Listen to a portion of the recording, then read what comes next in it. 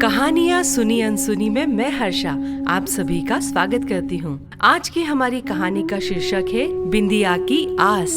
बाहर फेरी वाला आया हुआ था कई तरह का सामान लेकर। बिंदिया, कांच की चूड़ियाँ, रबड़ बैंड, हेयर बैंड, कंघी और भी बहुत सारे सामान थे उसके पास। आस पड़ोस की औरतें उसे घेर कर खड़ी हुई थी। काफी देर से एक बाबा गेट पर अपनी लाठी टेक कर खड़े थे। जैसे ही औरतों की भीड़ छटी, बाबा अपनी लाठी टेकते हुए फेरी वाले के पास पहुंच गए और उसका सामान देखने लगे। शायद वे कुछ ढूंढ रहे थे। कभी सिर ऊंचा करके देखते, कभी नीचा करके। जो देखना चाह रहे थे वो दिख नहीं रहा था। हैरान परेशान बाबा को फेरी वाले ने देखा तो पूछा, कुछ चाहिए था क्या बाबा आपको? पर बाबा ने सुनकर अनसुना कर दिया। धीरे धीरे लाठी टेकते हुए फेरी के ही चक्कर लगाने लगे। कहीं तो दिखे वो जो वे देखना चाह रहे थे। फेरी वाले ने दोबारा पूछा, अरे बाबा कुछ चाहिए था क्या? अब की बार बाबा ने फेरी वाले से कहा, हाँ बेटा। क्या चाहिए बताओ मुझे, मैं ढूंढ देता हूँ। मुझे ना वो बिंदिया चाहिए थी। अरे बिंदिया क्यों चाहिए बाबा? बाबा ने अम्मा की तरफ इशारा करते हुए बताया, अरे मेरी वो जो पत्नी खड़ी हुई है ना, उसके लिए चाहिए समझदार। बाबा का जवाब सुनकर फेरी वाला हंस दिया। किस तरह की बिंदिया चाहिए? बड़ी बड़ी गोल बिंदिया चाहिए, बिल्कुल लाल रंग की। फेरी वाले ने बिंदिया का पैकेट निकाल कर दिया। यह देखो बाबा, ये वाली। अरे नहीं नहीं, ये वाली नहीं, बिल्कुल लाल सी चाहिए। फेरी वाले ने वो पैकेट रख लिए और दूसरा पैकेट निकाल कर दिखाया। बाबा ये वाली। अरे तुझे समझ नहीं आता क्या?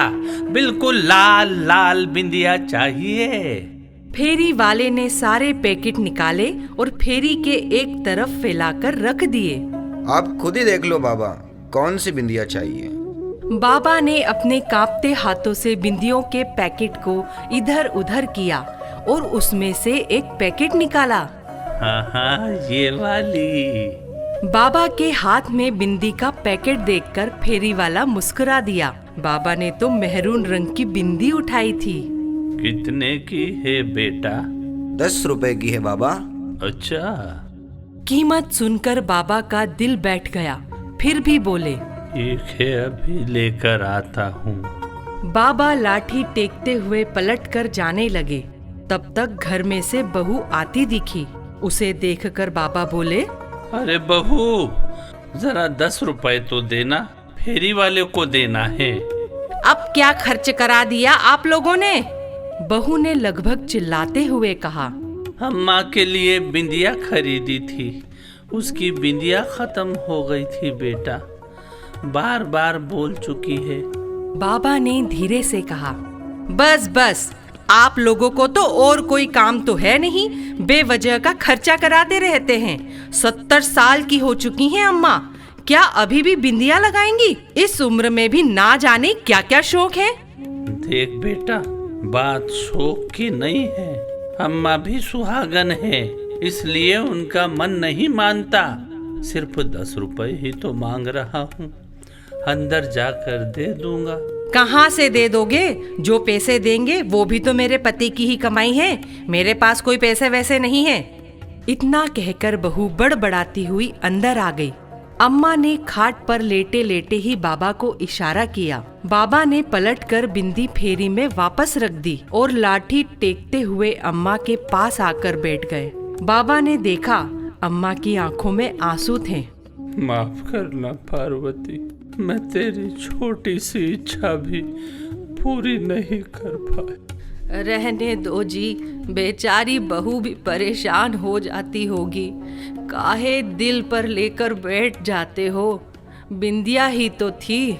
हाँ बिंदिया ही तो थी, कौन सी हज़ारों रुपए की आ रही थी। बाबा ने व्यंग से हंसते हुए कहा। तो अम्मा ने उनको जवाब देते हुए कहा, बिंदी ही तो लगानी है जी, एक काम करो, पूजा घर में से हिंगलू ले आओ, वही लगा देना, पर आज अपने हाथों से बिंदी लगा दो। बाबा ने अम्मा की बात सुनी और फिर लाठी टेकते हुए पूजा घर में गए। थोड़ी देर बाद बाबा हाथ में हिंगलू लिए अम्मा के पास पहुँचे। लो पार्वती, उठो, मैं तुम्हें बिंदी लगा देता हूँ, उठो ना पार्वती। पर अम्मा में कोई हलचल ना दिखी। बाबा ने दोबारा कहा, पार्वती, ओ पार्वती, सो गई क्या? तेरी बड़ी इच्छा थी ना बड़ी सी लाल बिंदी लगाने की, ले देख, मैं हिंगलू ले आया हूँ। अब बड़ी सी लाल बिंदी लगा दूंगा, पर तू बैठ तो सही। पर अम्मा बिल्कुल शिथिल पड़ी हुई थी, शरीर में कोई हलचल न थी। बाबा का दिल बैठ गया। हाथ में हिंगलू लिए अम्मा के पास ही बैठ गए। आंखों से झरझर आंसू बह रहे थे, पर एक भी बोल न फूटा।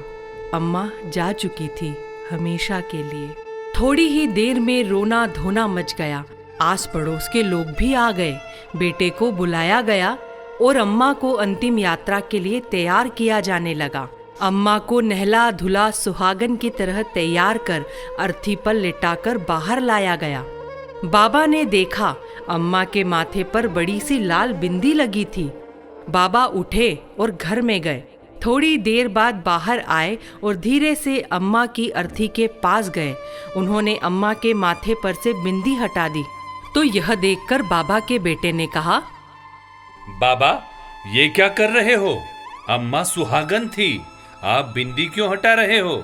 तब बाबा ने उसे जवाब दिया, बेटा, उसका पति बिंदी खरीदने की औकात नहीं रखता था, इसलिए हटा रहा हूँ। सुनकर सब लोग अवाक रह गए। बहू शर्मसार हो गई। सब ने देखा बाबा अपने हाथ में लाए हिंगलू से एक बड़ी सी लाल बिंदिया अम्मा के माथे पर लगा रहे हैं। थोड़ी देर बाद बहू की चित्कार छूट गई। बाबा भी अम्मा के साथ हमेशा हमेशा के लिए लंबी यात्रा पर रवाना हो गए थे। मित्रों, यह भावनात्मक हृदय स्पर्शी कहानी बहुत कुछ संदेश दे रही है। अपने समाज में सिर्फ 2-4% बुजुर्गों की स्थिति ही परिवार में सम्मानजनक है। कहीं इसका मूल कारण संयुक्त परिवार का एकल परिवार में रूपांतरण, नाते रिश्तों की समाप्ति, धन लिप्सा की अंधी दौड़ एवं लड़के लड़कियों का पढ़ लिख कर सबसे अधिक जानकारी व बुद्धिमान होने का झूठा अभिमान, किताबी ज्ञान का होना परंतु व्यवहारिक ज्ञान की कमी होना तो नहीं? कृपया हम सभी एक छोटा सा प्रयास करें। अपने घर के बुजुर्गों का उचित सम्मान। सभी को एक दिन बूढ़ा होना ही है। माता पिता के न रहने पर ही उनका महत्व मालूम पड़ता है। इसलिए पश्चिमी देशों का अनुसरण न कर हम अपनी भारतीय संस्कृति का अनुसरण करें। जय श्री राधे। निश्चित ही आपको हमारी आज की यह कहानी पसंद आई होगी। अगर पसंद आई हो तो आप अपनी राय कमेंट बॉक्स में जरूर लिखें और ऐसी ही अच्छी अच्छी कहानियाँ सुनने के लिए हमारी चैनल को सब्सक्राइब करना तो बिल्कुल भी ना भूलें। तो मिलते हैं अगले शनिवार एक नई कहानी के साथ। तब तक के लिए मैं हर्षा आप सभी से विदा लेती हूँ।